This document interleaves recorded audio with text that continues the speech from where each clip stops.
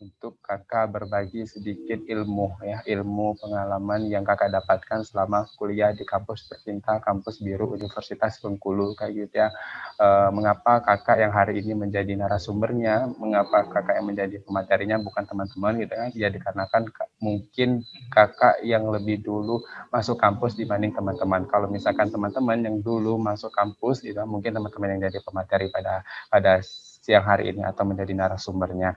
Tadi sudah disampaikan oleh Wahyu gitu ya, sekilas organisasi dan prestasi yang kakak dapatkan atau yang kakak ikuti untuk organisasi gitu ya, mulai dari 2017 sampai dengan 2021, dan alhamdulillah Allah Subhanahu wa taala selalu menjaga semangat kakak untuk terus aktif berorganisasi. Selain aktif berorganisasi juga kita harus wajib aktif kuliah, karena tujuan kita datang ke kampus ini gitu kan membawa amanah dari orang tua kita tercinta, yaitu untuk menyelesaikan studi gitu ya. Kan tetapi ketika kita hanya kuliah saja gitu ya, kuliah pulang saja, rasanya terlalu sia-sia waktu kita gitu kan, terlalu terlalu ngosong dalam artian gitu ya. Oleh karenanya kita isi waktu-waktu kita dengan hal-hal yang bermanfaat, hal-hal yang positif gitu ya. Salah satunya dengan ikut berorganisasi, dan salah satu organisasi yang teman-teman ikuti ini adalah salah satunya adalah MSC. Dan insya Allah organisasi yang teman-teman ambil ini adalah organisasi yang baik, yang di dalamnya terdapat banyak orang-orang baik yang mampu menginspirasi kita untuk berprestasi gitu ya. Kakak ngerasanya nggak perlu lagi membacakan riwayat organisasi dan prestasi juga tadi sudah dibacakan Wahyu, dan untuk prestasi ini alhamdulillah juga gitu ya, Allah berikan kesempatan untuk kakak meraih prestasi gitu kan. Dan semoga prestasi-prestasi ini bukan menjadi bahan untuk kakak membanggakan diri, dan semoga prestasi ini menjadi langkah awal bagi kakak untuk menginspirasi teman-teman yang lain juga untuk mau berprestasi, karena kita sebagai manusia ini memiliki kesempatan yang sama untuk sukses, kesempatan yang sama untuk berhasil, kesempatan yang sama untuk berprestasi gitu ya. Tinggal lagi mau atau tidaknya kita mengambil kesempatan yang telah ada gitu kan. Ketika kita mau mengambil kesempatan itu, maka kita maksimalkan, kita tentukan gitu cara untuk meraih kesempatan itu bagaimana gitu kan, dan cara-cara itu teman-teman sendiri yang bisa menentukan gitu ya. Mungkin kakak sedikit bercerita tentang latar kakak itu kan, dari mana asalnya dan lain sebagainya. Kalau teman-teman yang belum kenal, nama Fahrul Razi Maulana gitu kan, biasa dipanggil Fahrul, banyak yang manggil Fahrul, ada juga yang manggil Rozi. Tapi kalau misalkan kalangan dosen-dosen di Fakultas Pertanian itu teman-teman, kakak lebih dikenal dengan panggilan Oji. Panggilan Oji. Kalau misalkan di kelas mahasiswa, ya Fahrul dipanggilnya kayak gitu ya. Kakak dari Palembang, tepatnya di Indralaya gitu kan. Jangan tanya gitu kan, kenapa Kak Fahrul kuliahnya nggak di Unsri gitu kan. Itu udah banyak banget orang yang nanya sama Kak Fahrul, kenapa kuliahnya nggak di Unsri aja gitu kan. Kalau misalkan kita bisa milih dan bisa menentukan, ya kakak maunya kuliah di Unsri, dekat rumah, dekat orang tua gitu kan. Akan tetapi karena segala hal yang terjadi pada diri kita itu Allah yang menentukan, dan setiap apa yang ditentukan Allah kepada kita itulah adalah yang terbaik, maka kita jalankan saja. Oleh karenanya kakak jalani aja kuliah di kampus Universitas Bengkulu, dan benar adanya bahwasanya ada rezeki yang Allah berikan kepada kakak untuk kakak kuliah di Universitas Bengkulu. Salah satu rezekinya adalah kakak dikumpulkan, kakak didekatkan dengan orang-orang yang baik, orang-orang yang selalu memiliki misi untuk menebar kebaikan, misi untuk menebar kebermanfaatan, sehingga kakak pun terinspirasi untuk berusaha menjadi orang yang baik dan menjadi orang yang bermanfaat pun, walaupun saat ini kakak masih berproses untuk terus menjadi baik dan terus untuk bermanfaat gitu ya.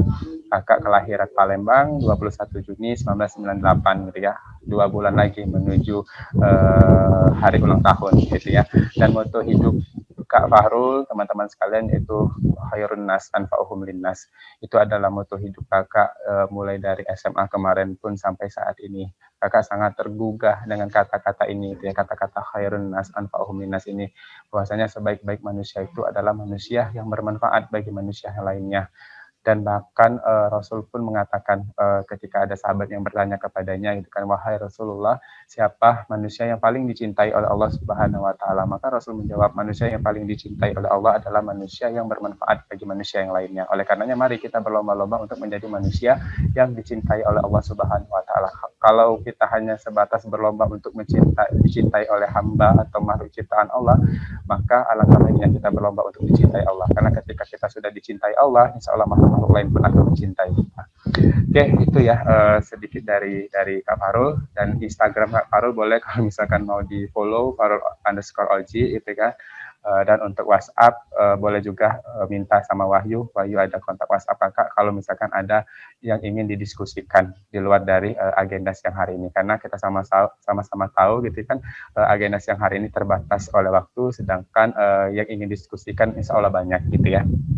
Oke, hari ini Kakak diminta untuk mengisi materi upgrading dari teman-teman MSC gitu kan, dengan tema yang sangat luar biasa sekali bagi Kakak. Ada 3 kata kunci yang ingin disampaikan di sini berkenaan dengan bagaimana meningkatkan semangat para anggota atau para pengurus untuk selalu berkontribusi gitu ya, untuk selalu berkontribusi memberikan kegiatan-kegiatan terbaiknya untuk mendukung supaya MSC ini tetap eksistensis gitu kan, supaya MSC ini dapat lebih jauh dikenal oleh masyarakat ya, masyarakat kampus maupun masyarakat luar kampus.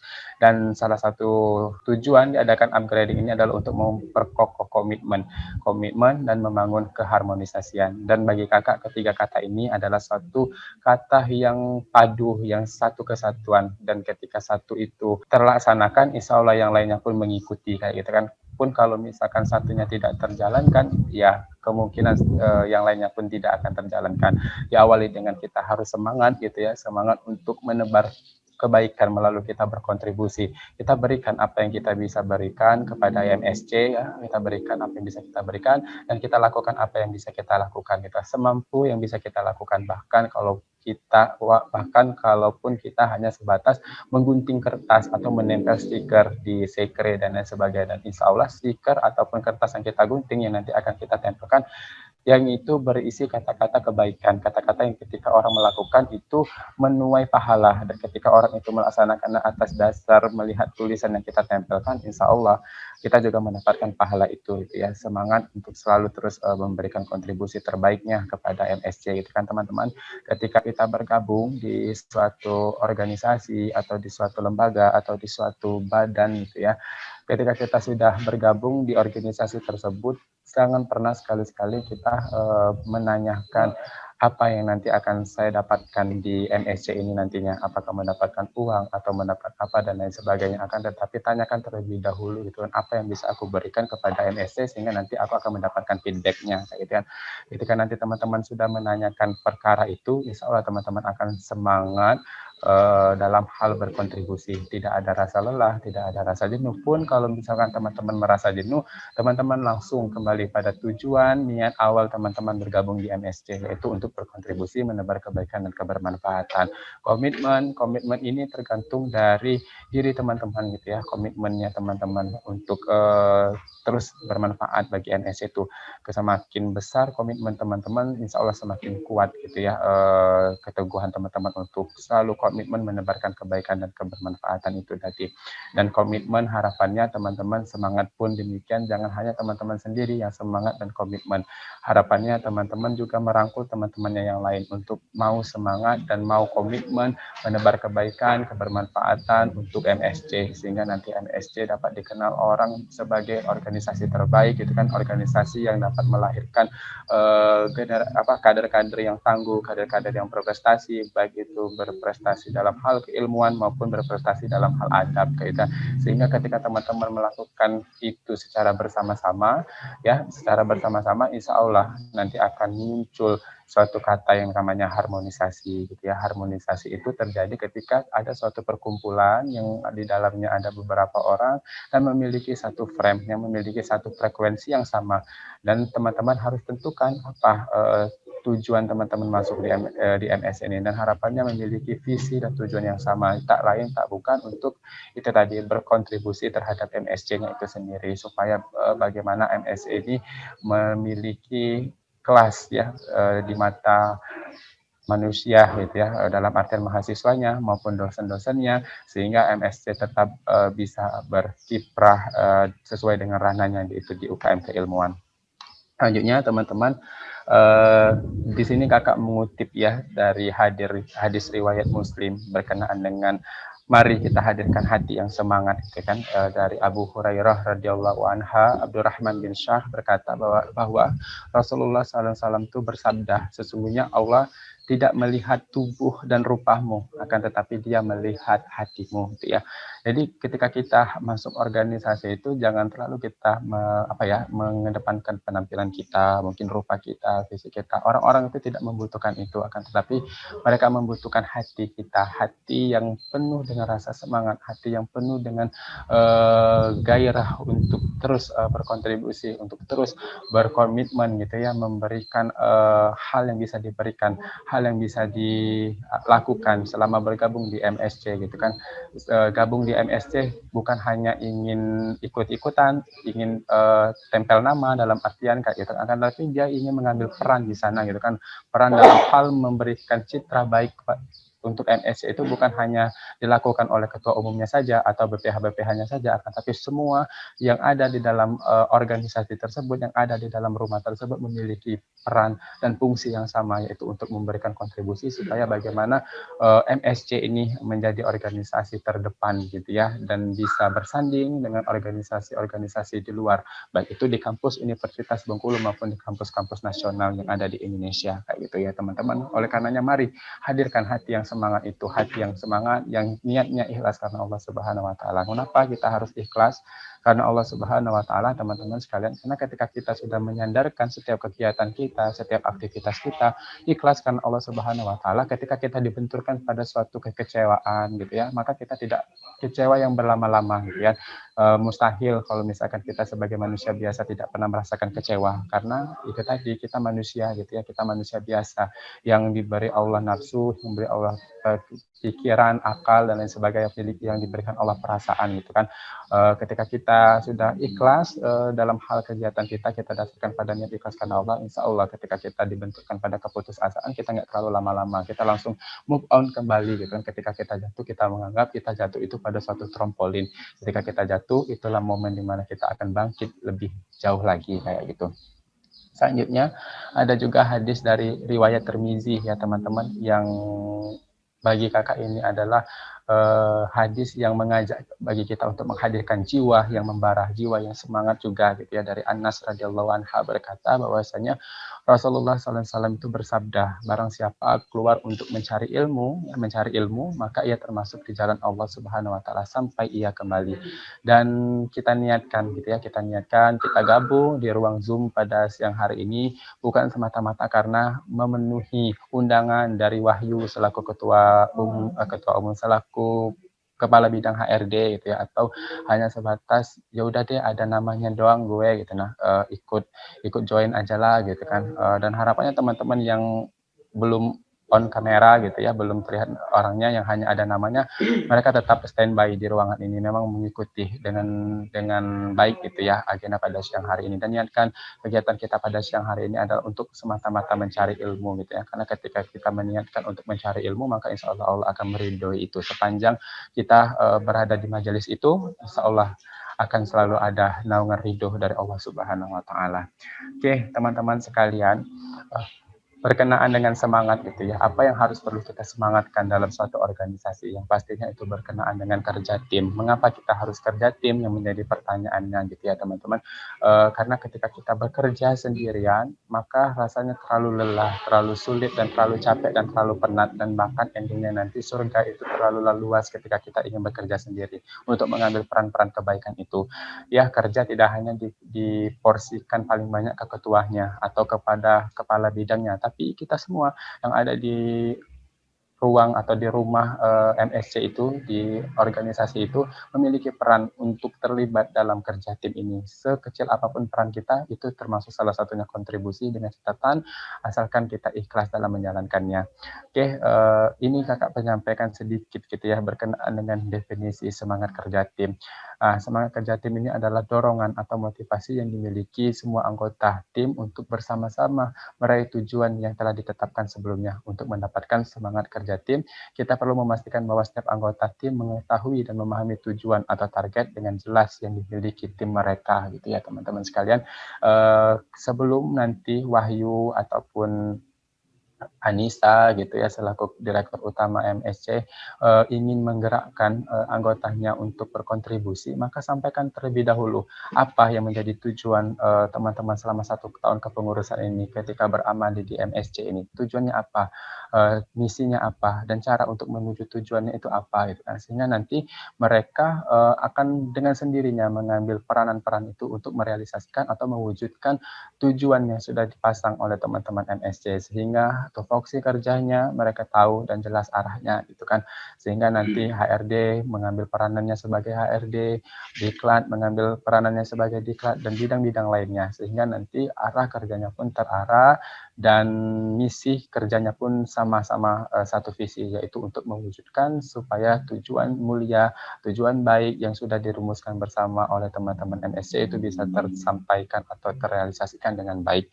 Oke, kakak mengutip lagi ya 2 hadis dari Rasulullah. Kakak sangat terinspirasi ketika setiap kalimat, setiap kata dari baginda Nabiullah Muhammad Shallallahu Alaihi Wasallam. Karena bagi kakak kalimat-kalimat dari baginda ini adalah kalimat-kalimat yang indah, kalimat-kalimat yang dapat menumbuhkan semangat untuk berkontribusi, semangat untuk menjadi lebih baik, menjadi orang yang bermanfaat gitu ya. Rasulullah SAW bersabda, hendaklah engkau beramal sesuai kemampuanmu.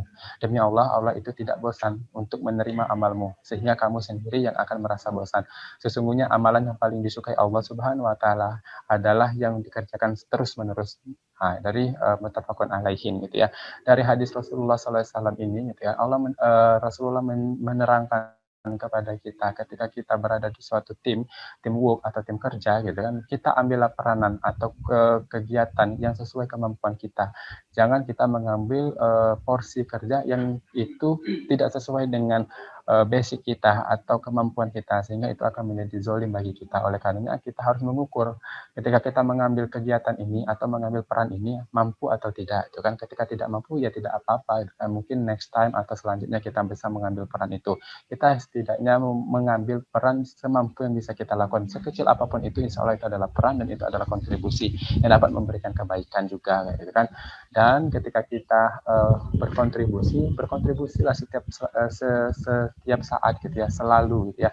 Jangan bahasanya itu mut-mutan kontribusinya. Sepanjang kita bergabung di MSC, kalau bisa dari awal teman-teman dilantik sampai nanti teman-teman dinyatakan dimisioner, teman-teman tetap memberikan kontribusinya kepada MSC.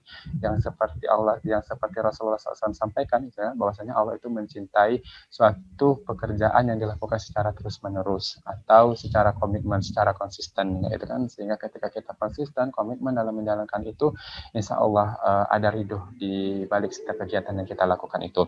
Dan selanjutnya dalam sebuah hadis yang diriwayatkan oleh sahabat Nu'man, Nabi SAW juga bersabda gitu kan, perumpamaan orang mukmin yang satu dengan mukmin yang lain di dalam berkasih sayang dan saling mencintai karena Allah adalah seperti satu tubuh. Jika satu anggota dari bagian tubuh itu sakit, maka akan merasakan sakit anggota tubuh yang lainnya. Teman-teman di sini menerangkan, hadis Rasulullah ini menerangkan bahwasanya pentingnya bagi kita untuk itu tadi kerja tim gitu ya, kerja tim untuk bersama-sama kita dalam menggerakkan organisasi MSC ini untuk menjadi organisasi yang baik gitu kan, sehingga dapat mencapai tujuan-tujuan terbaiknya gitu kan.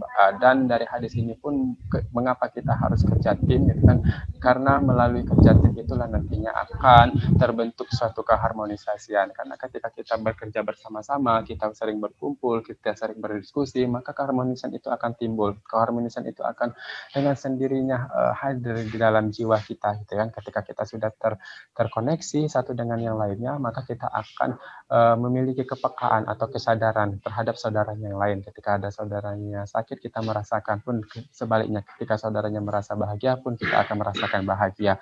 Oleh karenanya untuk mewujudkan komitmen suatu organisasi dan keharmonisan suatu organisasi diawali dulu dari semangat kerja tim gitu. Pastikan apakah saat ini setelah teman-teman melaksanakan pelantikan, semangat kerja tim teman-teman itu sudah dilakukan gitu ya, sudah ada gitu kan. Jangan sampai nanti diklat fokus pada program kerjanya saja, tidak mau tahu dengan program kerja HRD, begitupun HRD tidak mau tahu kerja dari teman-teman di di media gitu kan. Harapannya kita tahu, saling mengetahui program satu sama lain, dan kita mengambil peranan apa yang bisa kita bantu ketika mereka menjalankan program kerja. Misal kayak HRD, ini kan kegiatan upgrading dari HRD gitu kan. Jangan semuanya kepanitiaan diambil teman-teman HRD, nggak apa-apa, dilibatkan dari bidang-bidang lain, sehingga nanti mereka merasakan ketika melaksanakan program kerja HRD, oh program kerja HRD ini loh kesulitannya, oh ini loh titik kebahagiaannya, sehingga mereka merasakan walaupun mereka bukan anak HRD, tapi mereka merasakan nuansa yang ada di HRD pun sebaliknya kayak gitu ya. Yang kebiasaan di organisasi itu diklat ya diklat, itu program kerjanya HRD ya HRD, program kerja dan seterusnya. Dan harapannya teman-teman sudah menciptakan suasana kerja tim itu, dan harapannya kerja tim teman-teman itu baik gitu ya kondisinya, yang satu frame juga, sehingga nanti ketika sudah satu frame tidak ada sikut kiri sikut kanan gitu ya, tinggal lagi teman-teman bisa saling menguatkan saja ketika sudah satu frame. Ketika ada teman-temannya yang melemah semangatnya, maka kewajiban teman-temannya yang lain untuk nanti menguatkan pun sebaliknya kayak itu.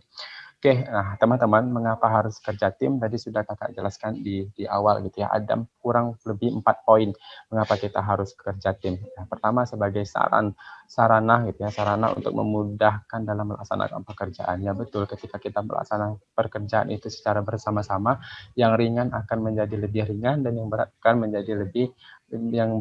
menjadi ringan gitu ya.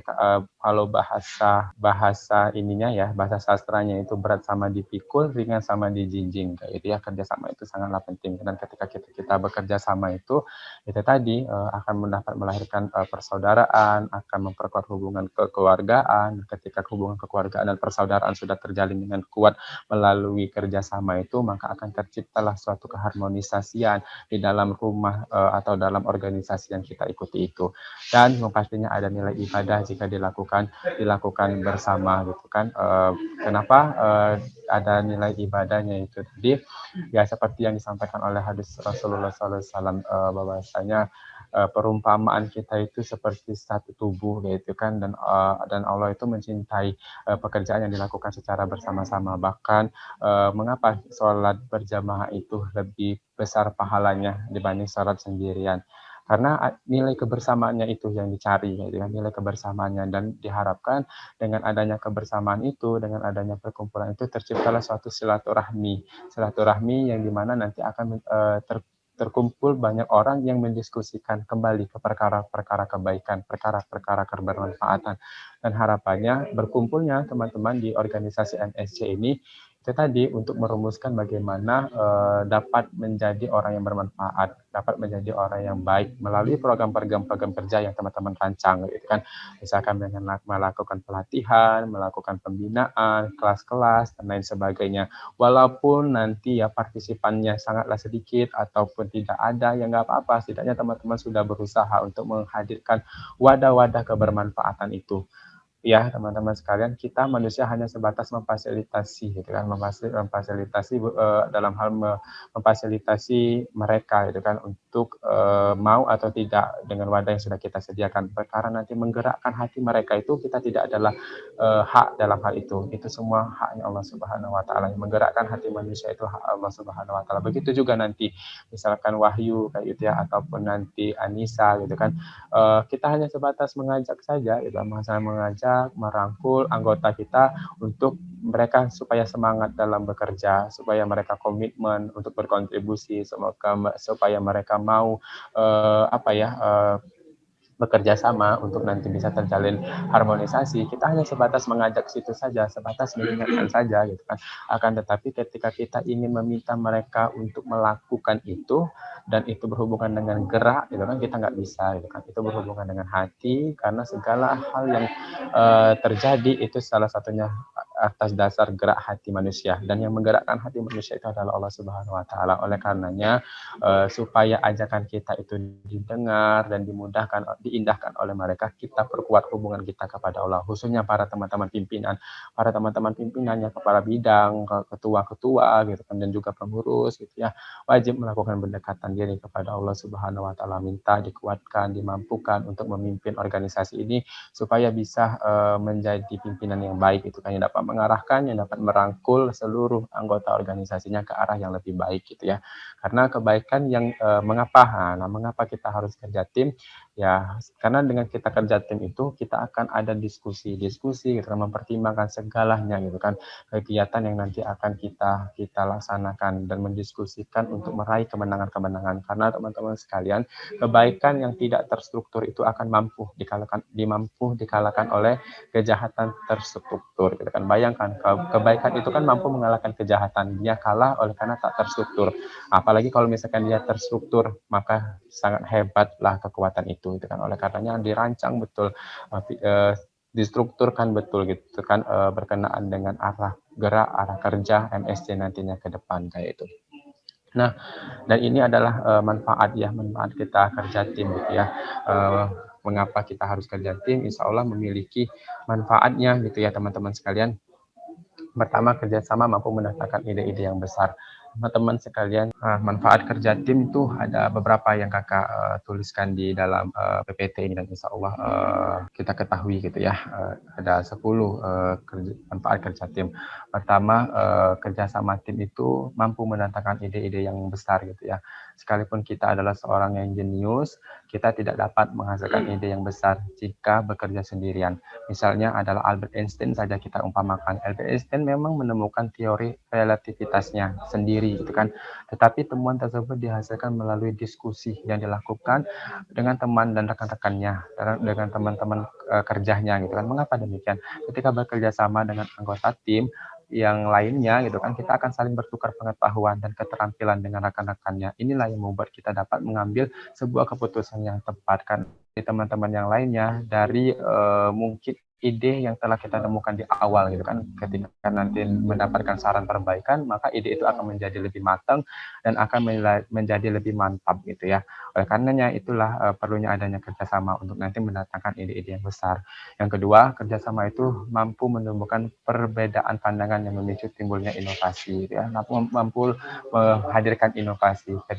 Kerjasama tim itu dapat melahirkan ide-ide yang inovatif teman-teman sekalian, karena tim merupakan wadah bagi setiap orang gitu yang berbeda untuk menyampaikan idenya. Ini memungkinkan setiap orang di dalamnya memikirkan hal-hal yang di luar kotak atau di luar diskusi, sehingga nanti ide-ide baru itulah yang dapat dijadikan inovasi untuk nanti dikembangkan, untuk nanti diterapkan gitu kan. Dan kerjasama tim juga dapat membuat kita lebih bahagia gitu kan. Mengapa kerjasama tim itu dapat membuat kita lebih bahagia? Nah, ketika kita sudah bahagia dalam tim kerja kita, dalam organisasi kita, itu tadi keharmonisan itu akan terbentuk dengan sendirinya, dan kekomitmenan itu pun akan lahir dengan sendirinya, sehingga nanti mereka berkomitmen untuk selalu ada di MSC, untuk selalu nanti berkontribusi di MSC, karena mereka sudah merasakan kekeluargaan itu, sudah merasakan keharmonisan itu.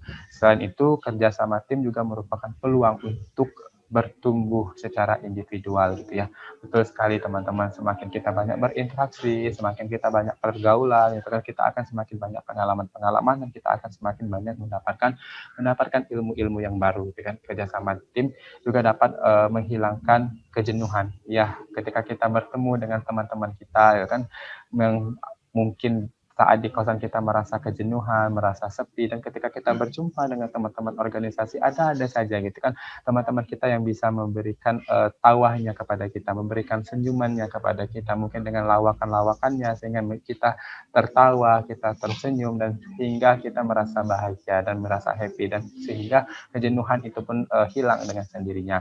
Dan kerjasama tim meningkatkan kesuksesan organisasi. Betul teman-teman, kesuksesan organisasi itu tidak hanya ditopang oleh direktur umumnya atau direktur utamanya, tidak hanya ditopang oleh direktur utama, tidak hanya ditopang oleh BPH-BPH-nya, tapi seluruh anggota yang ada di organisasi memiliki hak yang sama untuk menopang supaya bagaimana kesuksesan organisasi bisa meningkat. Ya, meningkatnya kesuksesan organisasi tidak hanya diukur dari prestasi, mungkin dengan bertambahnya jumlah anggota, yang mungkin ketika teman-teman melaksanakan oprek yang mendaftar itu 50, tiba-tiba pas waktu di akhir kepengurusan, ketika didata ulang melalui database yang dilakukan oleh HRD, ternyata ada penambahan di pertengahan jalan ada yang mau mendaftarkan diri untuk bergabung di MSC karena melihat suasana yang ada di MSC itu penuh dengan kekeluargaan, penuh dengan prestasi, sehingga mereka tertarik gitu ya untuk ikut juga mendaftar di MSC untuk menggabungkan diri di MSC. Jangan sampai di awal terdaftar 50 orang, di akhir kepengurusan tinggal ketua umum dan BPH-nya saja. Itu adalah salah satu kepenurunan kesuksesan organisasi gitu ya. Yang selanjutnya, kerjasama tim juga dapat meningkatkan produktivitas gitu ya, karena salah satu faktor yang membuat kita dapat menghasilkan pekerjaan yang luar biasa adalah rasa hormat dan rasa dihargai yang didapatkan dari rekan-rekan di dalam tim. Kerjasama tim merupakan hal yang membuat kita mendapatkan rasa hormat dan dihargai agar termotivasi dan menghasilkan produktivitas kerja yang tinggi gitu. Karena ketika kita kerjasama akan ada keinisiatifan kita untuk menghargai ataupun memuji terkait dengan ide-ide yang disampaikan oleh teman-teman di dalam tim kerja itu, di dalam tim diskusi itu. Dan pun kalau teman-teman belum mendapatkan kesempatan itu, jangan langsung kecewa gitu kan, jangan langsung merasa kecil hati gitu kan. Insya Allah akan ada momen-momen kerja yang lain yang bisa nanti teman-teman berikan gitu ya untuk MSC itu sendiri. Dan kerja sama tim memampukan kita untuk berani mengambil risiko, karena ketika kita bersama, insya Allah kita berani dalam hal mengambil risiko. Sebesar apapun risiko, ketika kita jalankan secara bersama-sama, insya Allah dapat diatasi dengan cepat dan dapat diatasi dengan mudah. Mengapa kita terkadang lambat dalam mengambil suatu tindakan dikarenakan risikonya besar, karena kita merasa sendirian.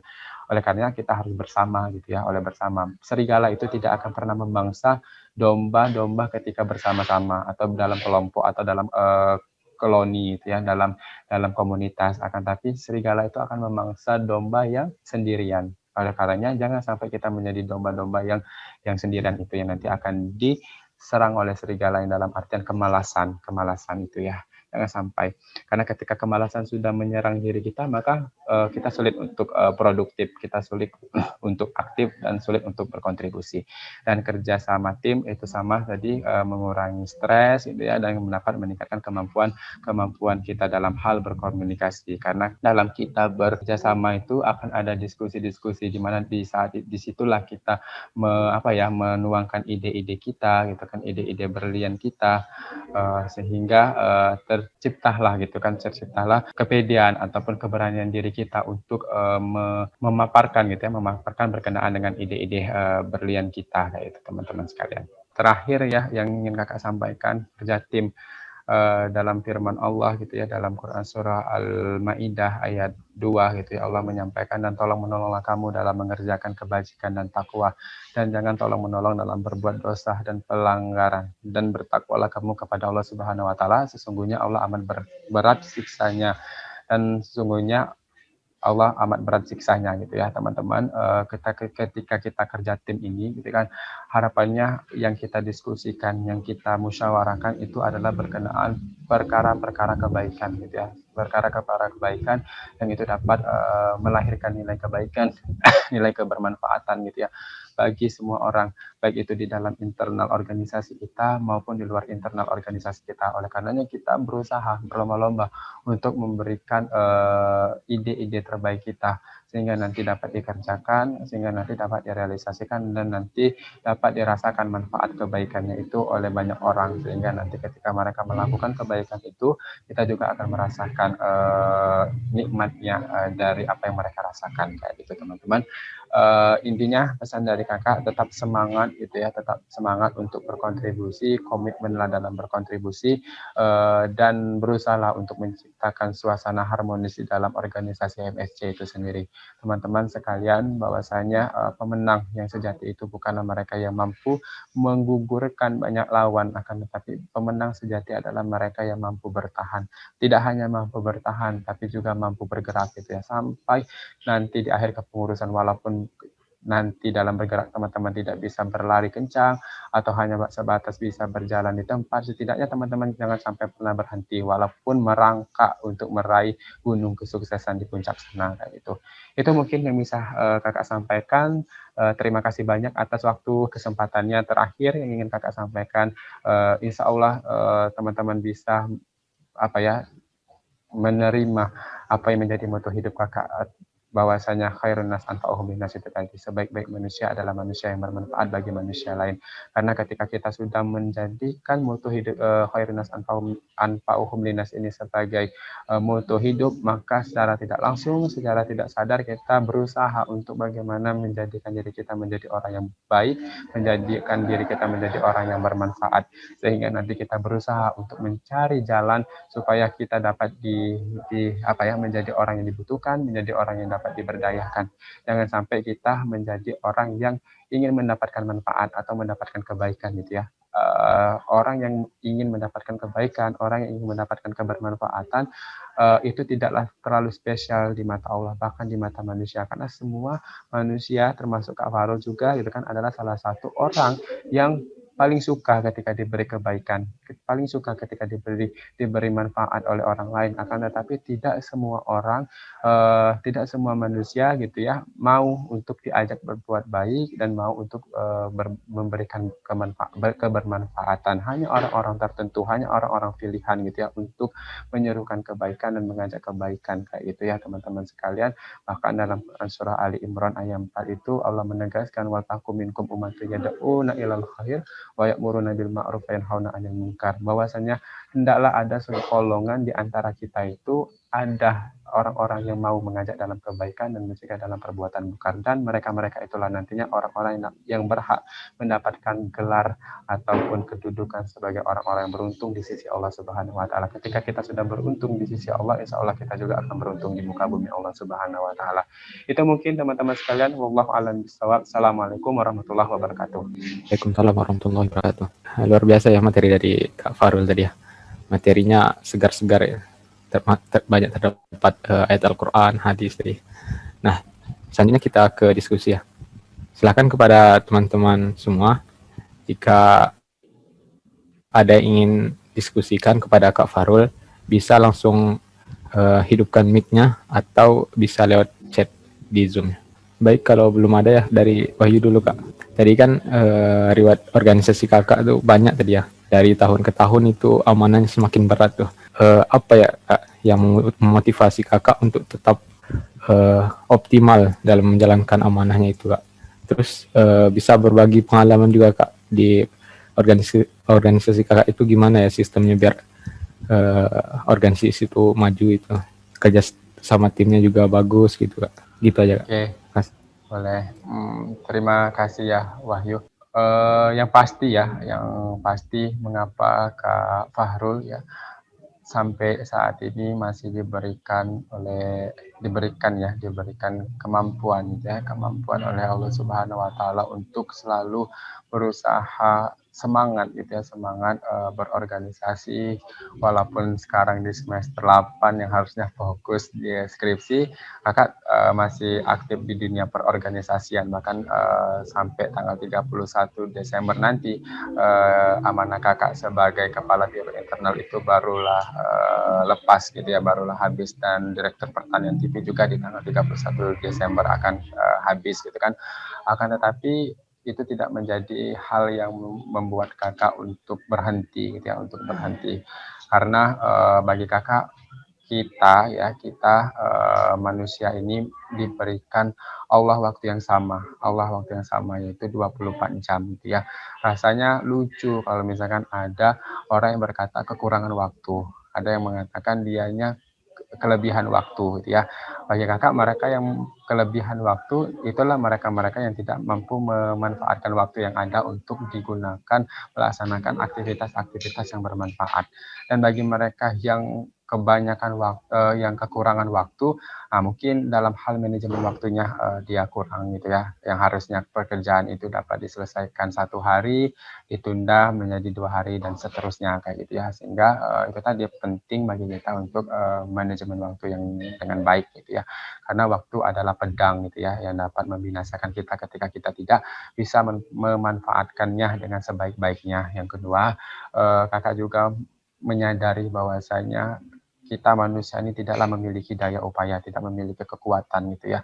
Hadirnya semangat kita, hadirnya kekuatan kita, hadirnya kemampuan kita semata-mata karena pertolongan Allah Subhanahu wa taala. Kakak setiap kali dapat amanah gitu ya, dapat amanah baik itu di organisasi fakultas, universitas maupun di luar kampus, kakak selalu itu tadi mendekatkan pada orang yang mampu menguatkan, yaitu Allah Subhanahu wa taala. Karena sebaik-baik tempat kita bersandar untuk nanti kita dikuatkan dalam hal menjalankan amanah itu ialah Allah Subhanahu wa taala. Kita berdoa saja semoga Allah kuatkan kita dalam menjalankan amanah, semoga Allah selalu istiqomahkan rasa semangat kita untuk menjadi seorang aktivis, dan kita niatkan gitu kan, kita menjadi seorang aktivis, menjadi seorang organisatoris, bukan berlomba-lomba untuk meraih posisi tertinggi atau berlomba-lomba meraih jabatan yang tertinggi gitu kan. Jangan gitu kan, posisi jabatan itu jadikan sebagai bonus saja gitu kan. Kalaupun dapat alhamdulillah, pun kalau tidak jangan memberhentikan langkah kita untuk tetap menjadi seorang aktivis, seorang yang mau terus bergerak gitu ya. Mengapa? Dengan kita berorganisasi, kita lebih mudah untuk merealisasikan misi-misi kebaikan kita, misi-misi kebermanfaatan kita gitu kan. Ada banyak jenis misi kebaikan kebermanfaatan yang bisa kita laksanakan. Salah satunya yang hari ini gitu ya dilaksanakan oleh teman-teman HRD, oleh Wahyu, ini adalah salah satu bentuk kebaikan yang dilakukan, karena tidak semua gitu ya, tidak semua orang mungkin terpikir mengadakan upgrading ini, mengadakan diskusi ini, dan insya Allah diskusi kita gitu ya pada siang hari ini itu dinilai pahala gitu ya, dinilai diridhoi juga oleh Allah Subhanahu wa taala, karena itu tadi niat awal kita sama-sama untuk mencari ilmu gitu ya. Dan ketika kita sudah memberanikan diri untuk masuk di suatu organisasi, maka kita harus betul-betul gitu ya hadirkan diri kita di dalam itu, hadirkan diri kita di dalam itu, jiwa raga kita hadirkan di situ, jangan hanya sebatas hadir nama saja, tapi kita memang betul-betul berkontribusi di sana gitu kan. Kita amanah itu teman-teman, kita terlalu sempit dalam mendefinisikan amanah. Kita menganggap amanah itu disebut amanah itu ketika diberikan posisi-posisi yang tinggi sebagai direktur, misalkan sebagai kepala HRD, atau misalkan sebagai wakil dekan, misalkan kayak gitu. Akan tapi kita sebagai anggota pun diberikan amanah. Itu adalah suatu amanah kita. Kita sebagai pengurus biasa pun itu adalah amanah. Oleh karenanya ketika kita diberikan amanah, entah sebagai pengurus, entah itu sebagai kepala bidangnya, entah itu sebagai ketuanya, kita harus memaksimalkan amanah-amanah tersebut. Karena setiap amanah yang diberikan kepada kita selalu dimintai pertanggungjawaban. Baik itu pertanggungjawaban di mata manusia maupun di mata Allah Subhanahu wa taala. Mengapa di mata Allah Subhanahu wa taala? Mungkin teman-teman masih ingat ketika dilantik oleh Bu Dekan ya, Bu Wakil Dekan ataupun Bu Dekannya yang ada di MIPA, teman-teman disumpah itu kan atas nama Allah, dan itu pertanggungjawaban terberat bagi teman-teman. Ketika teman-teman mengabaikan amanah itu, maka teman-teman mengabaikan sumpah dan janjinya teman-teman sendiri. Dan bagi teman-teman yang mungkin memiliki banyak organisasi, itu kan banyak kegiatan, boleh silakan gitu kan, silakan, tidak ada yang melarang teman-teman aktif di fakultas, teman-teman aktif di universitas, akan tetapi teman-teman harus mampu memaksimalkan 2 ataupun 3 di antaranya, karena teman-teman ini pun menjadi catatan diri bagi kakak pribadi. Silakan kalau misalkan teman-teman juga mau menerapkannya, atau kita satu frame bahwasanya ketika kita meninggalkan satu amanah dikarenakan kita menjalankan amanah yang lain, sama saja kita tidak amanah. Lalu pertanyaannya bagaimana kak? Gitu. Nah, amanah yang itu juga penting gitu. Nah, kan untuk kita ikuti. Oleh karena kita harus pandai dalam hal bermain skala prioritas. Gitu kan. Ketika amanah yang saat itu memang urgent yang harus kita datang ya, kita segera datang. Dan untuk amanah yang kita tinggalkan itu jangan kita tinggalkan, kita kirimkan delegasi sebagai pengganti kita untuk menjalankan amanah, sehingga amanah yang di sana tetap berjalan walaupun sebagai delegasi ada delegasinya atau perwakilannya, dan amanah yang di sana pun tetap berjalan. Karena itu tadi, semua amanah yang ada pada diri kita, sekecil apapun posisinya itu adalah amanah, dan sekecil apapun amanah itu selalu ada pertanggungjawabannya. Itu mungkin yang menjadikan dasar kakak tetap mengoptimalkan setiap amanah-amanah yang ada pada diri kakak. Bahkan di tahun 2021 ya, dalam tanda kutip ada banyak sekarang amanah yang kakak pegang gitu ya, sebagai kepala biro internal juga, sebagai koordinator ke Dewan Musyawarah UKM se-universitas ya, bukan ke P3 saja. Jadi seluruh Dewan Musyawarah UKM keilmuan yang ada di fakultas itu koordinasinya sama Kak Farul gitu. Koordinasinya dalam Kak Farul dalam hal mungkin mentargetkan sekarang kan lagi persiapan rekrutmen kan, karena mahasiswa baru sudah datang di sana, nanti kami akan memusyawarahkan target MSC nanti rekrutnya berapa, di pertanian berapa, dan lain sebagainya. Kakak juga sebagai ketua Dewan Redaksi di Medika dan seterusnya. Oleh karenanya kakak harus memaksimalkan segala amanah-amanah yang ada itu, karena itu tadi setiap amanah itu dimintai pertanggungjawaban. Yang paling berat itu adalah amanah di mata Allah Subhanahu wa taala. Kalau di mata manusia mungkin kita masih bisa ya mengelabuhinya, membohonginya, membodohinya, akan tetapi yakinlah kiri kanan kita itu ada pengawal yang Allah berikan untuk mengawal kita. Ketika kita memaksimalkan amanah itu, insya Allah dicatat sebagai kebaikan. Dan ketika kita tidak memaksimalkan amanah itu dikarenakan kesengajaan, insya Allah juga akan dicatat sebagai suatu keburukan. Tinggal kita sendiri yang memilih. Intinya setiap dalam hidup kita itu diberikan Allah pilihan. Itulah maha baiknya Allah yang tidak langsung mendoktrin kita harus berbuat baik. Enggak, gitu kan. Tapi Allah memberikan pilihan. Kita mau berbuat baik atau berbuat buruk. Kita mau melaksanakan amanah atau tidak melaksanakan amanah. Akan tetapi setiap pilihan yang kita ambil itu memiliki konsekuensi. Dan konsekuensi wajib harus kita taati. Harus kita jalani. Itu mungkin Wahyu yang bisa kakak jawab. Sorry kalau misalkan kurang memuaskan terkait dengan jawabannya. Ya Kak, sudah sangat jelas tadi ya. Nah, jadi kita buka lagi nih untuk teman-teman semua. Mungkin dari teman-teman ada yang ingin mau diskusikan dengan Kak Farul, disilahkan untuk hidupkan mic-nya atau bisa lewat chat. Ya, boleh, silakan Dek. Bismillah, Assalamualaikum warahmatullahi wabarakatuh. Waalaikumsalam warahmatullahi wabarakatuh. Waalaikumsalam warahmatullahi wabarakatuh. Sebelumnya perkenalkan, nama saya Anissa Amelia Putri. Saya di MSC sebagai sekretaris bidang HRD. Yang ingin saya tanyakan, yang mungkin pertanyaan saya termasuk pertanyaan klasik yang sering ditanyakan dimanapun. Menurut saya dari pertanyaan Wahyu tadi membuat jawaban kakak menarik dan jawaban kakak tadi menjelaskan tentang bagaimana time management gitu. Nah, akhirnya membuat saya penasaran bagaimana dari diri kakak sendiri mengatur time management kakak yang pasti organisasi kakak yang banyak, kemudian harus konsisten juga dengan kuliah kakak gitu. Bagaimana cara kakak mengatur waktu antara kuliah dan organisasi? Ya mungkin ini pertanyaan juga sangat klasik dimanapun, tapi mungkin setiap orang itu punya tips yang berbeda yang mungkin bisa memberi masukan untuk orang lain juga. Kemudian pertanyaan selanjutnya Kak, ini kan banyak itu mahasiswa yang kuliah kemudian merasa dia salah jurusan gitu. Nah, sedangkan kuliah itu adalah termasuk amanah kan dari orang tua ke misal diri kita sendiri gitu. Tapi karena mungkin diri kita merasa kita itu salah jurusan, akhirnya kita tidak memaksimalkan amanah dari orang tua kita sebagai anak dan kemudian menjadi mahasiswa itu sendiri. Kemudian menurut kakak bagaimana cara menanggapi hal tersebut? Sekian Kak. Oke, terima kasih ya Anissa Amelia atas pertanyaannya. Gimana Wahyu, langsung kakak jawab ya atau gimana? Langsung aja dijawab. Ada 2 pertanyaan ya yang disampaikan oleh Anissa berkenaan dengan manajemen waktu, sama satunya lagi itu bagaimana menanggapi mahasiswa yang beranggapan salah jurusan gitu ya. Dan semoga bukan Anissa ya orang yang menganggap beliau salah jurusan gitu ya. Semoga gitu kan. Pertama ya berkenaan dengan manajemen waktu. Di awal-awal kakak sempat juga keteteran berkenaan dengan waktu, di mana kakak terlalu sibuk mungkin dengan organisasi juga, di kuliah pun juga sibuk sehingga kakak kewalahan dengan sendirinya kayak itu ya. Dan salah satu solusi dari kakak itu kakak membuat jadwal kegiatan kakak ya, time schedule-nya kakak itu ya, mulai dari jam 4 subuh, dari jam 4 subuh itu sampai nanti jam 22.00 kayak ya. Kakak bikin kegiatan-kegiatan, aktivitas kakak, apa yang harus kakak laksanakan dalam satu hari itu. Pun begitu juga dengan hari-hari selanjutnya gitu ya teman-teman sekalian. Dan kakak mengomitmenkan untuk mentaati gitu ya, setiap time yang sudah kakak bikin. Misalkan di jam itu kakak ada kegiatan ini, ini dan tidak terrealisasikan, maka kakak memberikan hukuman kepada diri kakak sendiri. Hukumannya teman-teman terserah gitu kan. Kalau kakak hukumannya adalah nabung uang 2.000 ya, nabung uang 2.000 setiap aktivitas yang itu sudah terjadwal dan tidak kakak laksanakan, maka kakak akan menghukum diri dengan menabung uang 2.000 gitu kan, berkenaan bagaimana cara kakak mengimbangi antara organisasi dengan kuliah gitu kan.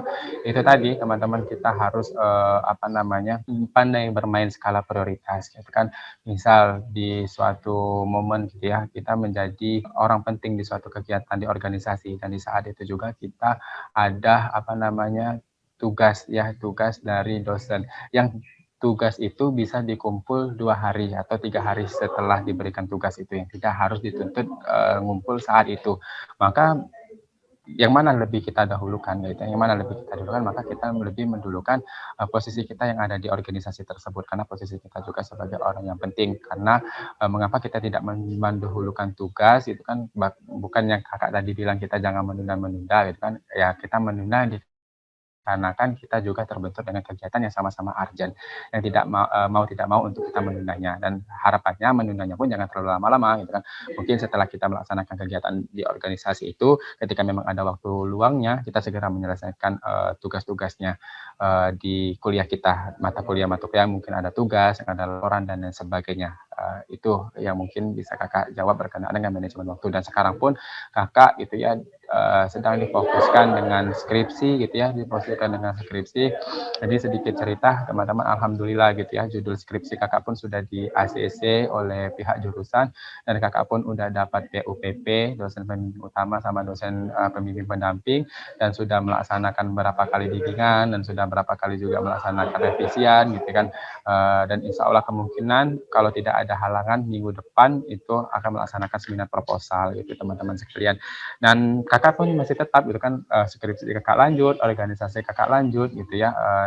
Namun kakak memang di setiap harinya ya, dari hari Senin sampai dengan hari Minggu itu kakak menyediakan waktu 3 jam khusus untuk kakak bedah skripsi kakak, memperbaiki revisian-revisian yang diberikan oleh dosen pembimbing utama dan dosen pembimbing pendamping. Selama 3 jam itu kakak tidak mau diganggu gugat. Bahkan kalau misalkan ada yang WA ataupun ada yang menelpon, pernah kakak tingkat kalian yang di MIPA kalau misalkan kenal Kak Ramadan itu sampai 3 kali nelpon kakak reject, karena kakak memang fokus, dan dengan kakak mematikan data. Kakak juga merasa berdosa sama Kak Ramadan gitu kan, ternyata dia menghubungi kakak itu memang saat-saat yang urgent. Itu juga sebenarnya jangan terlalu diabaikan. Ketika memang mereka sudah menelpon lebih dari 3 kali, nggak apa-apa diangkat. Itu juga menjadi reminder bagi kakak gitu kan, karena memang kakak komitmen terhadap waktu itu kan. Ketika 3 jam waktunya kakak mengerjakan itu, 3 jam betul kakak melaksanakan itu, entah apa aja, mungkin hanya separagraf dapat, tidaknya udah kakak jalankan. Dan begitu juga dengan organisasi gitu ya. Kakak selalu menerapkan sama teman-teman kakak, sama staf-staf kakak, ketika itu jadwalnya rapat gitu ya, misalkan sudah ditentukan rapatnya 6.30, dan di 6.30 hanya ada 2 orang atau 3 orang yang rapat, kakak tetap melanjutkan rapat. Kakak menghargai mereka yang on time, kakak nggak menghargai mereka yang tidak datang tepat waktu. Terkadang ada kan kita, nggak apa-apa nih kita tunggu dulu 15 menit mereka yang belum gabung. Nah, itu terlalu membanggakan mereka, terlalu memanjakan mereka, sehingga nanti mereka menjadi terbiasa, nggak apa-apa sama Kak Farul, enak ada toleransi waktu keterlambatan 15 menit. 15 menit terlalu lama bagi kakak. Kakak biasanya ngasih toleransi keterlambatan kalau misalkan rapat bidang kakak di biro internal itu kan, nggak di sini staf kakak, semoga ada itu kan, bagaimana kakak sangat kejam gitu terhadap waktu, karena itu tadi waktu adalah pedang gitu ya.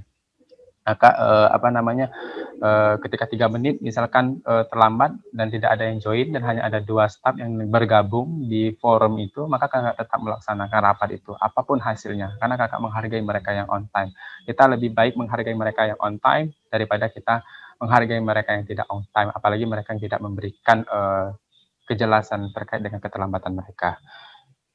Dan pertanyaan kedua tadi ya dari Anissa, bagaimana menanggapi mereka yang merasa salah jurusan. salah jurusan. Bingung juga kakak menanggapi yang bagi mereka yang salah jurusan. Mungkin itu mereka belum menemukan feel-nya saja ya, belum menemukan feel-nya saja terkait dengan jurusan yang sudah ditetapkan oleh Allah kepada dia gitu kan. Bahkan kakak juga merasa salah pilih jurusan kemarin. Kakak ngambilnya agribisnis kan, agribisnis, prodinya agribisnis, jurusannya sosial ekonomi pertanian gitu kan. Yang basically-nya kakak itu dari anak IPA ya, dari anak IPA yang bertemunya sama fisika, sama biologi, sama kimia gitu kan.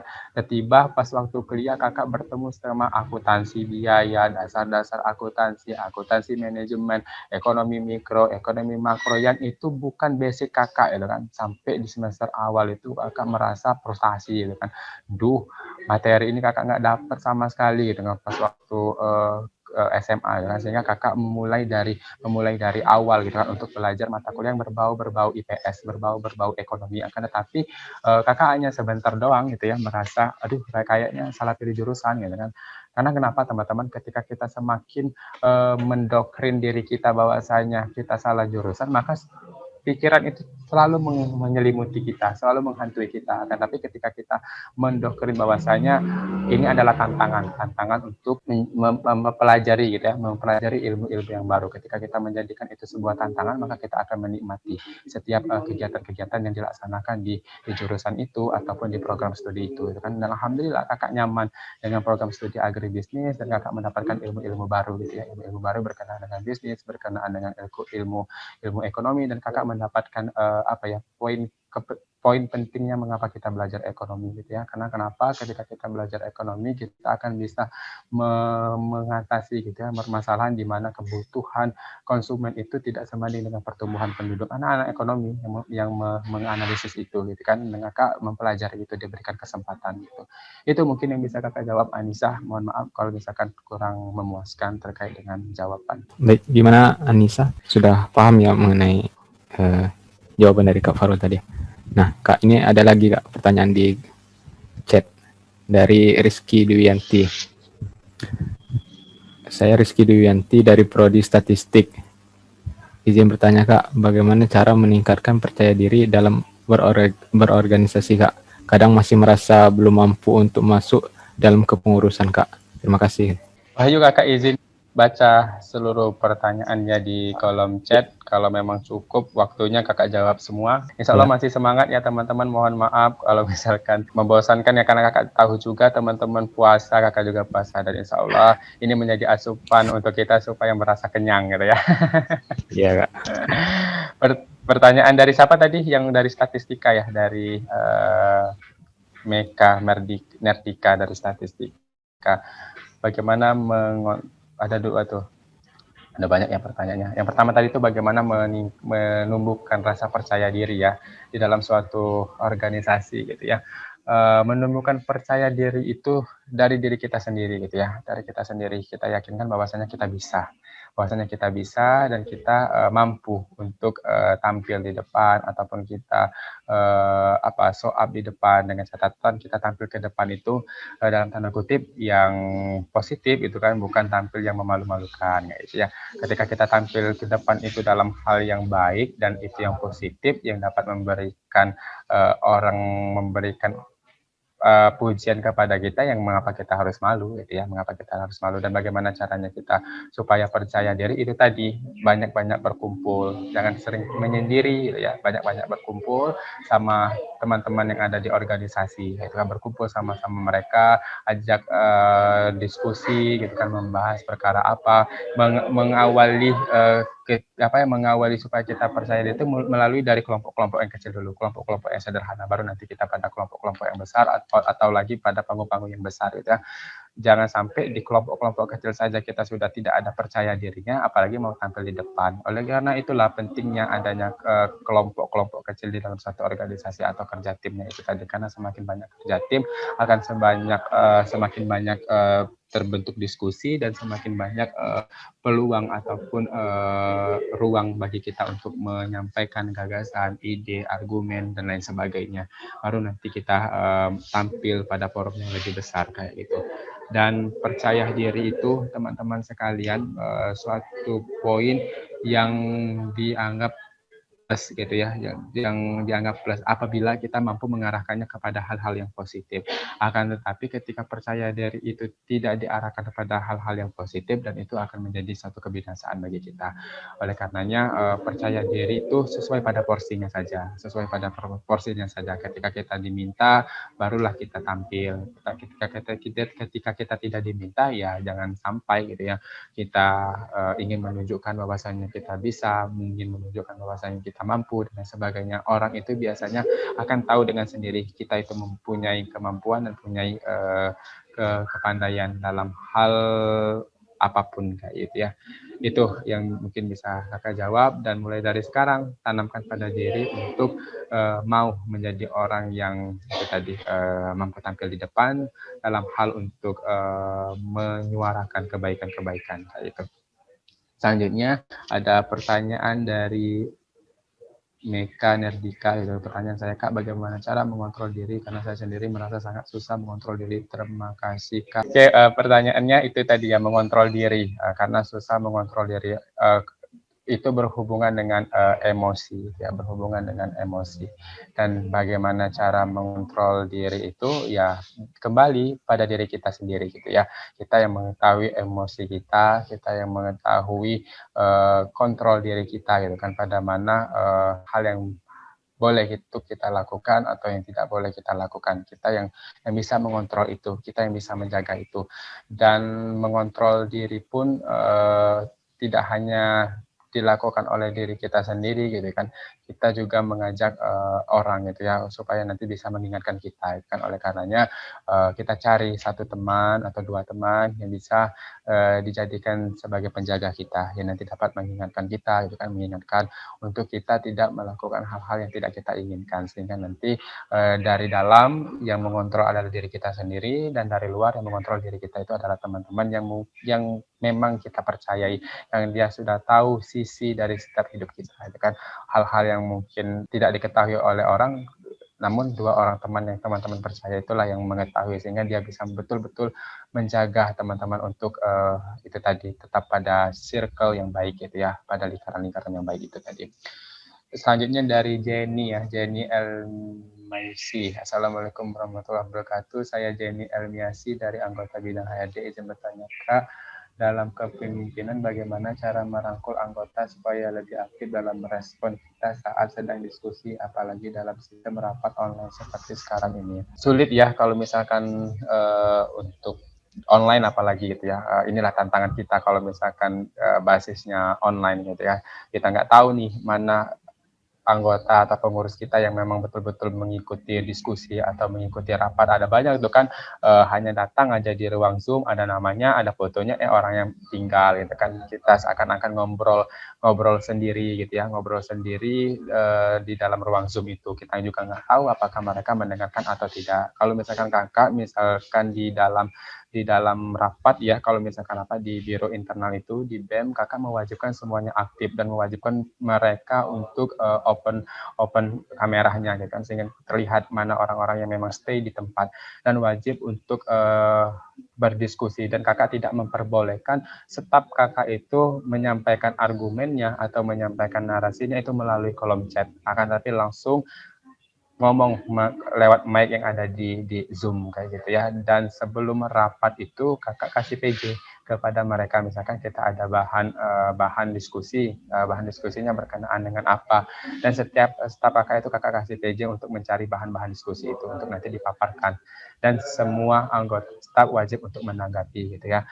Dan kembali gitu ya teman-teman sekalian, bahwasanya kita ya sebagai pimpinan kalau misalkan dalam suatu organisasi tugasnya hanya sebatas mengajak, tugasnya hanya sebatas merangkul gitu kan. Kita lakukan saja semampu yang bisa kita lakukan untuk mengajak dan merangkul mereka. Ketika mereka belum tersentuh hatinya, maka jangan khawatir, jangan sedih gitu kan, jangan sampai kita pula yang malah down ataupun turun semangatnya gitu kan, karena berkenaan hati seperti yang Kak sampaikan di awal, itu hak prerogatifnya itu Allah Subhanahu wa taala. Tinggal lagi kita doakan saja semoga mereka tersentuh hatinya untuk mau juga aktif, untuk mau juga berkontribusi di dalam organisasi itu, baik itu dalam kegiatannya maupun dalam rapat-rapat kecilnya ataupun rapat-rapat besarnya ya teman-teman sekalian.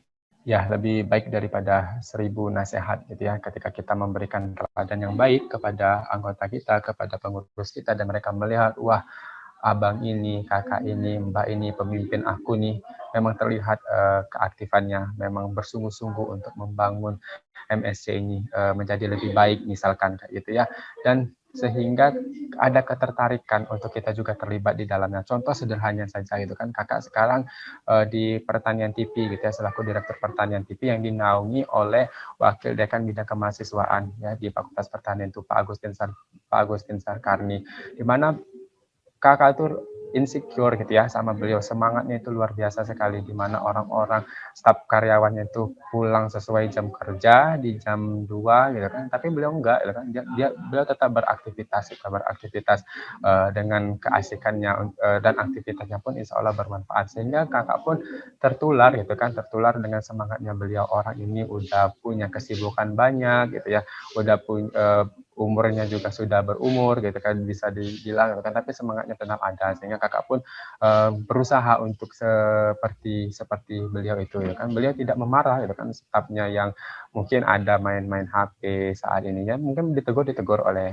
beliau gitu kan, akan tapi berkenaan mereka mau atau tidaknya, yaitu terserah mereka. Setidaknya tugas sebagai pemimpin kita sudah jalankan, menegur, merangkul, mengajak, mengarahkan. Perkara mereka mau atau tidak, ya itu pilihan mereka sendiri itu ya. Dan setiap pilihan itu akan ada dampaknya dan akan ada imbasnya. Mungkin tidak terlihat saat ini, next time akan teman-teman rasakan. Yakinlah itu teman-teman. Nanti teman-teman mungkin, wah nyesalnya pas waktu jadi pengurus MSC nggak aktif sama sekali, sehingga nggak terlalu dapat feel-nya, sehingga tidak terdapat ilmunya. Rasanya kalau waktu bisa berulang, aku ingin gabung lagi jadi pengurus MSC. Nah, jangan sampai seperti itu gitu ya. Intinya teman-teman, ketika pimpinan yang mengajak atau direktur yang mengajak, kepala bidang yang mengajak, insya Allah ada hal-hal baik yang ingin mereka ajak juga untuk teman-teman melaksanakan itu, untuk melakukan itu. Itu mungkin yang bisa kakak jawab ya untuk Jessie ya. Jangan khawatir kalau misalkan diskusinya nggak aktif, diskusinya nggak hidup gitu kan ya, dijalankan aja sebisa dan semampunya kayak itu. Itu mungkin ada lagi, karena kakak tadi terkeluar ya dari ruang Zoom, jadi pertanyaan di chat juga hilang. Silakan dikirim ulang kalau misalkan ada yang bertanya. Pun kalau sudah terbatas waktu, nggak apa-apa, diskusinya nanti melalui Wahyu, dikirim pertanyaannya ke WA pribadi Kak Farul, nanti Kak Farul jawab, nanti bisa diteruskan oleh Wahyu kepada mereka yang bertanya kayak itu. Ya, baiklah, berhubung kita waktunya terbatas ya. Jadi untuk untuk diskusinya kita cukupin dulu. Jadi seperti yang kata Kak Farul tadi bilang, jika teman-teman masih ada pertanyaan, bisa hubungi saya. Nanti saya akan sampaikan ke Kak Farulnya. Nah, jadi mungkin terakhir ini Kak, kakak bisa ngasih closing statement gitu untuk kami semua. Closing statement ya? Apa Ya. nih closing statementnya? Malu lah kakak. Ada baru kali ini ya kakak ngisi materi wakil dekan bidang kemahasiswaannya standby di ruangan mendampingi anak-anaknya gitu ya. Sama juga kayak di WD3 pertanian juga kayak gitu. Mantap. Semoga Bu Ramya diberikan kekuatan, diberikan kesehatan ya untuk menjadi pimpinan yang memimpin anak-anak mahasiswanya untuk bisa memberikan prestasi terbaiknya. Bekerja sama gitu ya teman-teman dengan Bu Ramya gitu kan. Jangan Bu Ramya sudah mau memberikan fasilitas, teman-teman tidak mau memanfaatkan fasilitas itu untuk teman-teman berprestasi, karena prestasinya teman-teman itu dapat membantu memberikan sumbangsi terhadap akreditasi Fakultas MIPA itu sendiri kayak itu.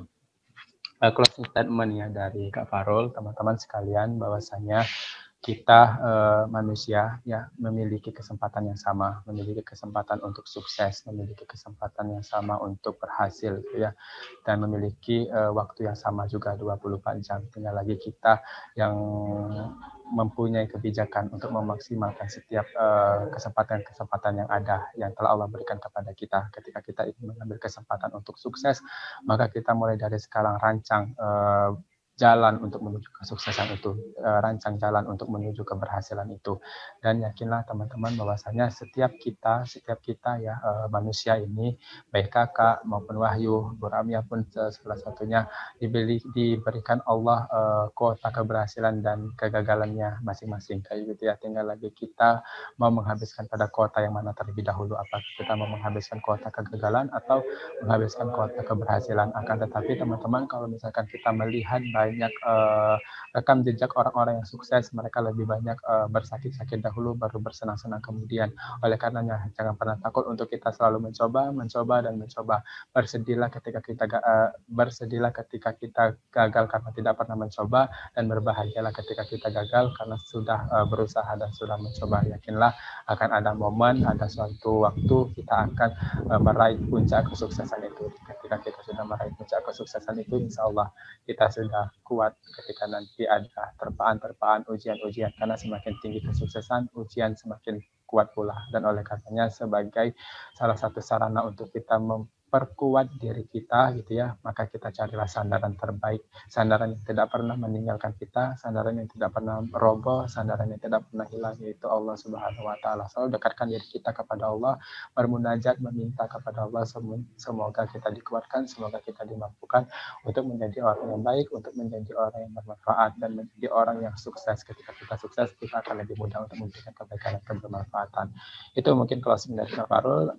Mohon maaf kalau misalkan ada tutur kata yang salah, sikap perbuatan yang salah, semata-mata semuanya dari Kak Farul, tidak, dan insya Allah itu tidak ada yang disengaja. Terima kasih juga kepada Bu Ramya yang Masya Allah standby sampai akhir acara gitu ya.